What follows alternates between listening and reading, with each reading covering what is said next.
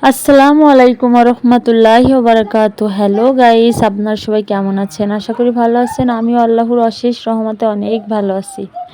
আজকে আমরা সবাই মিলে যাচ্ছি আমার বড় কাকুদের বাড়ি। আমার বড় কাকুদের বাড়ি আমাদের বাড়ি থেকে একটু দূরে। আমার বাপ চাচারা তিন ভাই তিন জায়গায় বাড়ি করছে। আর কেন বাড়ি করছে সেটা একটু পরেই বলতেছি। কাকুদের বাড়ি যেতে কোনো বাজার বাঁধে না, তাই আমরা দোকান থেকেই কিছু খাবার কিনে নিয়ে যাচ্ছি। বাজার বাঁধলে হয়তো বা মিষ্টি কিনে নিয়ে যেতাম। চাচা মানেই তো বাপকে যেরকম ভালোবাসি চাচাকেও আমরা ঠিক একই রকম ভালোবাসি। আমার বাপ চাচাও আমাদেরকে সেরকমই ভালোবাসে। দেখুন এখানে দাঁড়িয়ে দাঁড়িয়ে আমার মেয়েটাকে এখনই চকলেট খুলে দিতে হবে, তাই দিলাম। আর এদিকে তো দেখুন চলে আসছে আমার বড় কাকুদের বাড়ি। এসে দেখি চাচি আম্মা আমাদের রান্না করতেছে। চাচি আম্মা তো আমাদের সঙ্গে কথা বলে রান্না করতে চলে আসছে, আর আমাদেরকে বলতেছে তোমরা বোরকা খুলে গল্প করো আর আমি এদিকে রান্না করে নিয়ে আসি। তা আমরা বলতেছি না, এখনই চলে যাব, যেহেতু বোরকা খুলবো না। তারপরেও দেখুন বোরকা পরে বসে আছি। চাচি আম্মা বারবার বলতেছে বোরকা খোলো, এজন্য ভাবলাম যে এখন তো যাওয়া যাবে না, অনেক রাগ করবে কাকু। এজন্য দেখুন বোরকা পরেই বসে আছি। আমার চাচাতো বোনের সঙ্গে এখানে বসে বসে গল্প করতেছি। আর এটা হচ্ছে আমার কাকুর বাড়ি। কাকুর বাড়িটা দেখুন, কাকু নতুন ঘর দিচ্ছে, ঘরটা এখনো কমপ্লিট হয়নি। আর এটা হচ্ছে আমার চাচাতো ভাই। এই যে রান্নাঘরটা গোয়াল ঘরটা কমপ্লিট হয়েছে, এখনো বড় ঘরটা কমপ্লিট হয়নি। আর দেখুন আমার কাকুর বাড়ির সাইডে কি সুন্দর এই যে শ্যাওলা পড়া একটা পুকুর। এই শ্যাওলাগুলো দেখে মনে হচ্ছে এটা একটা মাঠ, পুকুর না।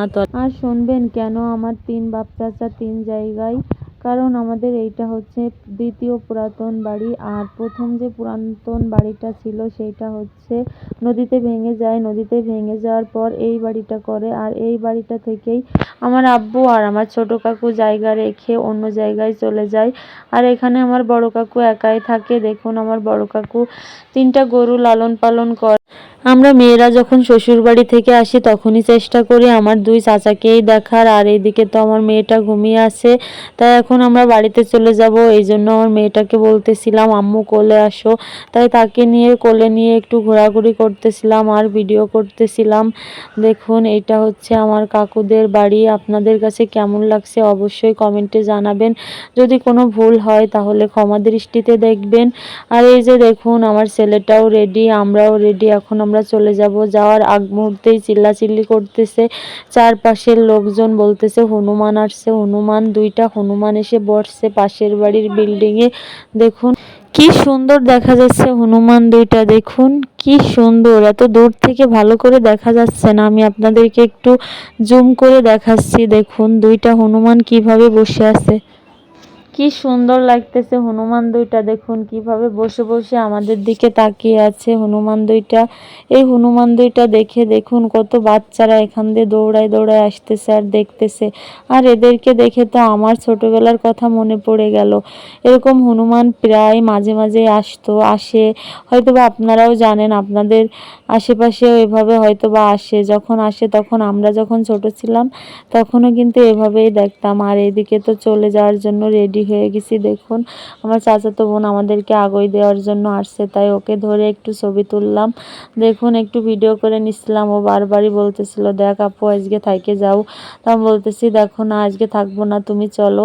তাই এই যে দেখুন আগাই দিতে যাচ্ছে আমাদেরকে। আমার ছেলেটা এই যে রেডি পুরোপুরি, আমিও রেডি, আমরা সবাই রেডি। এখন আমরা চলে যাচ্ছি বাড়িতে, আমার চাচার বাড়িতে। আপনাদের কাছে কেমন লাগলো অবশ্যই কমেন্টে জানাবেন। আর এই যে আমার চাচাতো বোন তো এখানে দাঁড়িয়ে দাঁড়িয়ে বারবারই বলতেছিল দেখো আজকে থাইকে যাও। যখন আমরা বোনেরা এক জায়গায় হই তখন আসলে অন্যরকম একটা আনন্দ হয়। সব সময়ের জন্যই আসলে বোনেরা যখন এক হই না, তখন মনে হয় যে পৃথিবীর সব আনন্দ সব সুখ হয়তোবা এখানেই আছে। এই যে দেখুন আমার চাচাতো বোনটা কিভাবে আমাদেরকে আগিয়ে দিচ্ছে পিছন পিছন এসে। আর এখানে তো দেখুন একটা চার দেয়া হয়েছে। কাকুদের বাড়ি যেতে শুধু পানি আর পানি, চারদিকে চার পার হয়ে কাকুদের বাড়ি যাওয়া লাগতেছে। আর এই যে যখন আমরা বাড়িতে আসতেছিলাম আসার সময় দেখুন সারি সারি সুপারি গাছ, কত সুন্দর লাগতেছিল। তাই আপনাদেরকে একটু ভিডিও শেয়ার করার জন্য ভিডিও করে রাখছিলাম। আর এদিকে দেখুন আমার ছোট বোন আর আমার ব্যাগ দুইটা একটু ভিডিও করে নিচ্ছিলাম। আর এখানে তো দেখুন পুরনো প্রায় 30 বছর আগের একটা বাড়ি। এই বাড়িটা দেখে যে কেউ বলবে এটা একটা ভুতুড়ে বাড়ি, ভূতের বাড়ি, কিন্তু আসলে এটা একটা চেয়ারম্যানের বাড়ি। চেয়ারম্যানের একটা ছেলে, কিন্তু সে পাগল, তারা মারা গেছে। এখন সে একা রাস্তায় রাস্তায় বেড়ায়, কিন্তু আসলে বাড়িটা কেউ থাকে না, একবারে পুরো ভূতের বাড়ি। তাই আপনাদের শেয়ার করার জন্য একটু ছবি তুলে নিলাম। আর এখান থেকে তো ইচ্ছা করলে কেউ ভূতের মুভি করতে পারবে। ভিতরে ঢুকে আপনাদেরকে একটু দেখাতে চাইছিলাম, কিন্তু ভয়ে ঢুকতে পারিনি। তারপর দেখুন বাড়ির দিকে রওনা হয়েছি। এখন আমরা বাড়িতে চলে যাব। আশা করি আমার ভিডিওটা আপনাদের কাছে ভালো লাগবে। আমার ভিডিওটা যদি ভালো লাগে প্লিজ আমার চ্যানেলটি সাবস্ক্রাইব করবেন, আমার পেজটি ফলো দিয়ে আমার সাথেই থাকবেন। আমার আজকের ভিডিওটা এই পর্যন্ত। সবাই ভালো থাকবেন, সুস্থ থাকবেন। আল্লাহ হাফেজ।